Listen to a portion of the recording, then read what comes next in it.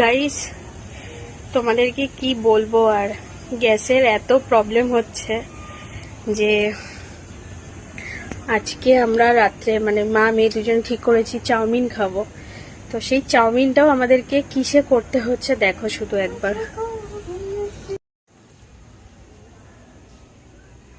দেখো মা এখানে চাউমিন সিদ্ধ বসিয়েছে উনুনে, যে যাও একবারে চাউমিনটা করে নাও। তো পরিস্থিতি এখন এমন জায়গায় কাঠের জালে চাউমিন করতে হচ্ছে, ভাবো একবার, মানে কিছু বলার নেই জাস্ট।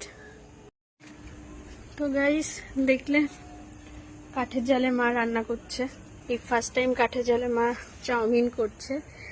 জানি না আদৌ ওটা খাওয়া যাবে কি যাবে না, ভেঙে ফেলেছি। তো যাই হোক, এই উনুনটা আজকে না থাকলে আমাদের যে কি পরিস্থিতি হতো জানি না। গ্যাস বুক করেছি প্রায় 1 মাস হতে গেল। 1 মাস মানে ওই ধরুন 22-23 দিন হয়ে গেছে, এখনো গ্যাস আসার নাম নেই। তো যাই হোক, আমরা আদৌ চাউমিনটা খেতে পারছি কি পারছি না জানি না। এই যে মা রান্না করছে এখনো।